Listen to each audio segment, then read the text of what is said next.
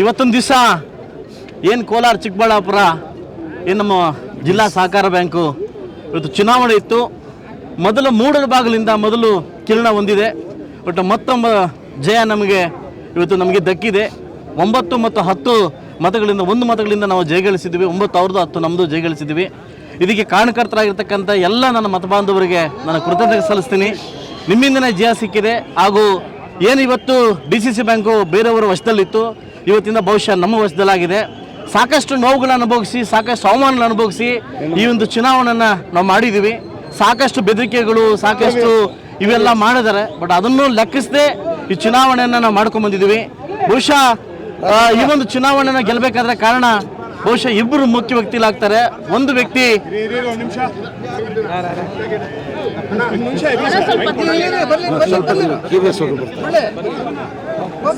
ಇವತ್ತು ಜಾಗ ಇಡಪ್ಪ వాళ్ళ ಹಬ್ಬಕ್ಕೆ ಕೊಡು.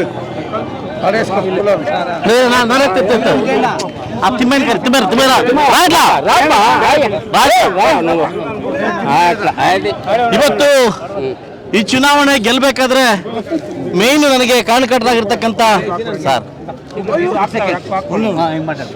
ನನಗೆ ಮೇನ್ ಕಾರಣಕರ್ತರಾಗಿರ್ತಕ್ಕಂಥ ಬಲ ಮತ್ತು ಎಡ ಇವತ್ತು ನಮ್ಮ ತಿಮ್ಮಯ್ಯ, ನಂಗ್ಲಿ ತಿಮ್ಮಯ್ಯ ಮತ್ತು ಹಾಗೂ ನಮ್ಮ ಎಸ್ ರಘುಪತ್ ರೆಡ್ಡಿ, ಎಮ್ಮೆನ್ ರಘುಪತ್ ರೆಡ್ಡಿ ಅವರು ಇವತ್ತು ಎಲ್ಲ ನನ್ನ ಮತಬಾಂಧವರು ಕೂಡ ಎಲ್ಲ ಪಕ್ಷವನ್ನು ಬಿಟ್ಟು ನಮ್ಮ ಜೊತೆ ಸೇರಿ ಈ ಒಂದು ಕೋಆಪರೇಟಿವ್ ಬ್ಯಾಂಕ್ನ ಗೆಲ್ಲಿಸ್ಕೊಟ್ಟಿದ್ದಾರೆ. ಬಹುಶಃ ನನಗಾಗಿರ್ತಕ್ಕಂಥ ನೋವು ಮುನ್ಸಿಪಾಲ್ಟಿಗೆ ಎದುರೇಟ್ ಕೊಟ್ಟಿದ್ದೀವಿ. ಇವತ್ತು ಪ್ರಾರಂಭ ಆಗ್ತದೆ. ಇವತ್ತಿಂದ ಚುನಾವಣೆ ಏನಂತ ಪ್ರಾರಂಭ ಆಗ್ತಾ ಇದೆ. ಇನ್ನೂ 20% ಅಷ್ಟೇ ತೋರಿಸಿದ್ದೀವಿ. 80% ಇನ್ನೂ ತೋರಿಸೋದಿದೆ. 80% ತೋರಿದೆ. ಈ ಚುನಾವಣೆಯ ಮುಖ್ಯ ವಹಿಸ್ತಿರ್ತಕ್ಕಂಥ ನಮ್ಮ ಆನಂದ್ ರೆಡ್ಡಿ ಅವರು, ಕಡಪಲ್ ನಾಗರಾಜ್ ಅವರು, ನಮ್ಮ ಮುರಳಿ ಅವರು, KV ಶಂಕರಪ್ಪನವರು, ನಮ್ಮ ಡಕ್ಕನ್ ಸೀನಪ್ಪನವರು, ಶಾಮೇಗೌಡರು ಎಲ್ಲ ಹೇಳ್ಕೊಂಡ್ರು, ಡಾಕ್ಟರ್ ಪ್ರಕಾಶ್ ಅಣ್ಣವರು ಎಲ್ಲ ಸೇರಿ BMC ಅವರು ಎಲ್ಲ ಸೇರಿ ಈ ಚುನಾವಣೆಯನ್ನು ಯಾರು ಇದು ನಮ್ಮ ಚುನಾವಣೆ ಅಂತ ಹೇಳಿ ಚುನಾವಣೆ ಗೆದ್ದಿದ್ದೀವಿ. ಬಹುಶಃ MLA ಗೆದ್ದಾಗ ಎಷ್ಟು ಖುಷಿ ಆಗ್ತದೆ, ಇವತ್ತು DCC ಬ್ಯಾಂಕ್ ಗೆದ್ದಾಗ ಅಷ್ಟು ಖುಷಿ ಆಗ್ತದೆ.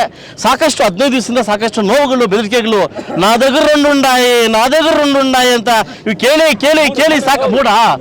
ನಾದಗರ್ ಮೂಡುಂಡಾಯಿ ಕ್ರಾಸ್ చేస్తారు ಅಲ್ಲ ಕೇಳಿ ನನಗೆ ಸಾಕಾಗಿತ್ತು. మిమ్మల్ని బుక్ చేయండి నువ్వు చేసుకోనే ఉండు బుక్ ಅರ್ಥವಾಯ್ತಾ ಅಂತ ಇವತ್ತು ಚುನಾವಣೆಯಲ್ಲಿ ತೋರಿಸ್ಕೊಟ್ಟಿದ್ದಾರೆ. ಸೊ ದಯವಿಟ್ಟು ಎಲ್ಲ ಇದನ್ನ ನಾನು ರಘುಪತ್ ರೆಡ್ಡಿ ಅವರಿಗೆ ಇದು ತುಂಬಾ ಜವಾಬ್ದಾರಿ ಇರ್ತಕ್ಕಂಥ ಎಲೆಕ್ಷನ್ ಅದಲ್ಲ.